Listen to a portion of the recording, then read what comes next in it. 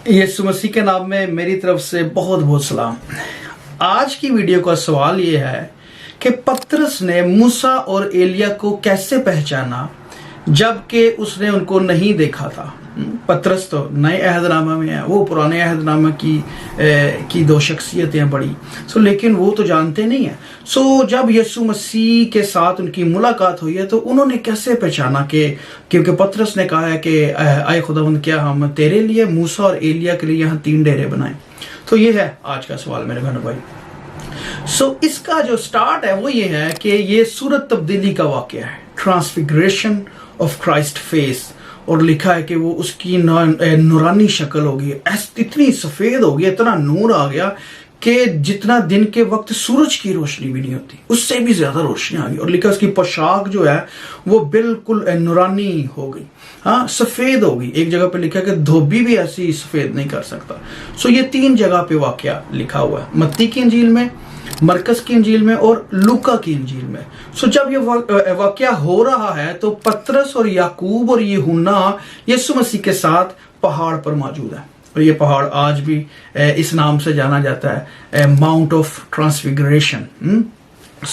Israel में अगर खुदावंद आपको मौका बख्शे तो आप जाके इसको विजिट कर सकते हैं। अच्छा, अब खुदावंद के साथ ये तीनों पहाड़ पर हैं और जब मुलाकात हुई है एलिया की और मूसा की, वो भी आए हैं और वो भी लिखा जलाली सूरत में थे, जलाली हालत में थे। हाँ, तो पतरस ने कहा है कि क्या हम 3 डेरे बनाए। तो सवाल ये है कि जी हाउ ही कैन रिकॉग्नाइज, पतरस ने पहचाना कैसे। ठीक है जी। अच्छा, इसका जवाब ये है मेरे बहनों भाइयों कि 2 जवाब हैं एक्चुअली। जो मत्ती और मरकस की अंजील है वहां पे इतना ज्यादा डिटेल के साथ नहीं है, बहुत ही अच्छा वाकया है, लेकिन ये जिस हम सवाल को डील करें उसकी हमें लूका के अंदर जो है ना ज्यादा डिटेल मिलती है। और ये देखें यहाँ पर लिखा हुआ है लूका 9 बाब और उसकी 30 आयत में कि और देखो 2 शख्स यानी मूसा और एलिया उससे बातें कर रहे थे, ये जलाल में दिखाई दिए और उसके इंतकाल का जिक्र करते थे जो यरूशलेम में वाकया होने को था। मगर पतरस और उसके साथी नींद में पड़े थे और जब अच्छी तरह बेदार हुए तो उसके जलाल को और उन 2 शख्सों को देखा जो उसके साथ खड़े थे। अच्छा, ये सारी इंफॉर्मेशन पीछे नहीं है, न मत्ती में न मरकस में है कि वो उसके इंतकाल की बातें कर रहे हैं जो यरूशलेम में होने को था। और यही बातें खुदावंद ने अपने शागिर्दों को बताई भी थी कि इब्ने आदम पकड़वाया जाएगा और वो हवाले किया जाएगा, फकी फरीसी उसको सताएंगे, मसलूब करेंगे और 3रे दिन जी उठेगा। और यहाँ पे भी देखे बात सारी की सारी चल रही है, ये जो गुफ्तगू हो रही है, ये बात है जो पॉइंट अंडरस्टैंड करने वाला कि उनकी कन्वर्सेशन चल रही है। और पतरस वगैरह जो है वो वहां से नींद से बेदार होके उसने उन 2 शख्सों को देखा है। फिर आगे लिखा है जब वो उससे जुदा होने लगे तो ऐसा हुआ कि पतरस ने यीशु से कहा, आए उस्ताद, हमारा यहाँ रहना अच्छा है, बस हम 3 डेरे बनाए, एक तेरे लिए, एक मूसा के लिए, एक एलिया के लिए। ठीक है जी। अब यहाँ पे ये देखें कि वो कह रहे हैं कि जब वो उनसे जुदा होने लगे ही टुक हिज टाइम। हाँ, ये जो बात की जा रही है वहां पे मत्ती और मरकस में ऐसे नहीं है कि इतनी देर के बाद उसने कहा है। दैट मीन्स कि उसने कन्वर्सेशन सुनी है और फिर जाके ना उसको अंदाजा हो गया होगा। हाईली पॉसिबिलिटी लिखा नहीं हुआ क्लियरली, लेकिन इट्स हाईली पॉसिबल कि अगर आप एज ए ऑब्जर्वर 3 लोगों को बात करते देख रहे हो डेफिनेटली कोई दूसरे का नाम भी ले रहा है, कोई मुखातिब कर रहा है, या जो कन्वर्सेशन चल रही है माइट भी मूसा पुराने अहदनामे की कोई वो बात कर रहे हो कि खुदावंद वो तेरे लिए बात पूरी थी और ये देखा पूरी होने को जा रही है। क्योंकि ये भी डिपार्चर की बात है, खुदावंद के लिखा है कि उसके डिपार्चर की बात है। ये उसके इंतकाल का जिक्र करते थे, एक्सोडस ही है एक तरह का कि इस दुनिया से खुदावंद ने डिपार्ट कर जाने। तो और एलिया भी, हाँ जी, एलिया भी बिल्कुल वैसा ही है कि वो सहीफों का को रिप्रेजेंट कर रहे हैं और दूसरी तरफ मूसा जो है वो शरीयत को रिप्रेजेंट कर रहे हैं। हाँ, तो ये भी एक बात है इसके अंदर। अच्छा, और लेकिन कन्वर्सेशन हो रही है, हाईली पॉसिबिलिटी के पतरस ने अंडरस्टैंड किया होगा विद द टाइम, और वो सहीफों को जानते थे। हाँ, यहूदी थे, पक्के थे। हाँ जी, उनको आइडिया हो गया होगा। एक बात ये है। दूसरी बात देखें इसी आयत के आखिर पे जहां पे वो कहते हैं ना कि एक तेरे लिए, एक मूसा और एक एलिया के लिए, उसके आगे एक आयत लिखी है, लिखा है लेकिन वो जानता ना था कि क्या कहता है। ये लूका की इंजील में सिर्फ दर्ज है। और ये देखें कि ये बड़ा मायने खेज है ये जो लाइन है कि वो जानता ना था कि कहता क्या है जी।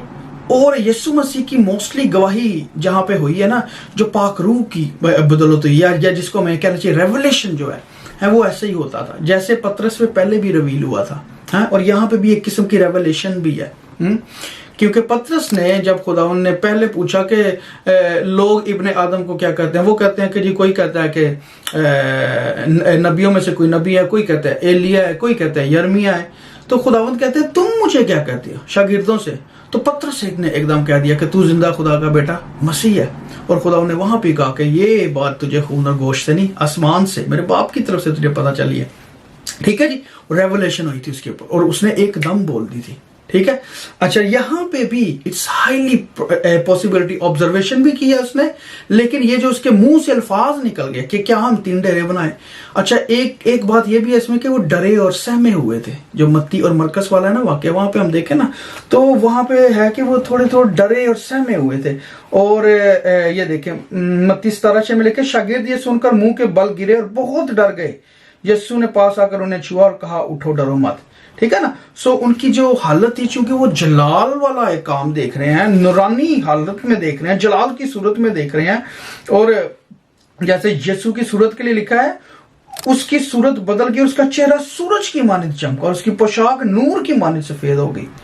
हाँ जी। सो ऐसी हालत में he was unable to fully digest, understand करना मुश्किल होता है, लेकिन उससे रेवलेशन हुई है। उसने बोल दिया है और खुदावन ने उसको कहा है कि अभी जैसे ही उसने बोला, देखें तो उसके बाद जो पहली बात हुई है वो ये हुई है कि लिखा है, और बादल में से एक आवाज आई कि ये मेरा बरगुजीदा बेटा है, इसकी सुनो। ठीक है, पीछे से बाप की आवाज भी आ गई है। लेकिन जो हमारा सवाल है वो यही है कि how he recognise. So definitely these two are very strong clues. और ये लूका की अंजील में क्लियर कट नहीं लिखा, लेकिन जब हम कंटेंट को पढ़ते हैं तो उससे अंडरस्टैंडिंग आती है कि ओके, अगर वो देख रहा है, बातचीत हो रही है 3 लोगों की, so he would be understood with the time, कोई उसको आइडिया हो गया। दूसरा कि उस पर रेवलेशन भी हुई है, हाँ, क्योंकि वो एकदम बोल पड़ा है।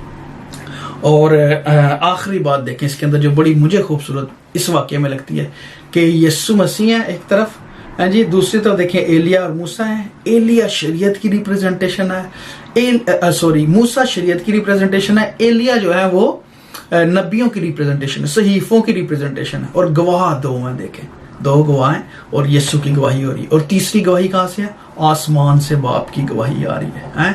और शरीयत के मुताबिक भी लिखा था 2 या 3 लोगों की गवाही होनी चाहिए। तो यहाँ पे मूसा शरीयत का आलम है और नबियां और बाप ने दी है। और ये भी इस तरह भी 3 लोग हैं, यूहन्ना और बाकी दोनों याकूब और पतरस। और ये भी सारा कुछ देख रहे हैं कि ये देखेंगे कि ये वाकई खुदावंद के। और इसका ना पतरस के खत नहीं, पतरस यूहन्ना की आगे जाके खतों में हम देखें तो वो गवाही भी देता है कि हमने उसको देखा और उस जलाल को देखा जो आसमान पे से पहाड़ पे हमने उसकी सूरत तब्दीली का जलाल देखा और हमने उसके साथ खाया और पिया और उसको जलाली सूरत में देखा। वो इस चीज़ की भी गवाही देता है आगे इसी ही जो है ना वाक्य की। तो सवाल का जवाब मेरे बहनों भाई आपको पता चल गया है। I hope you will have a better understanding now. God bless you.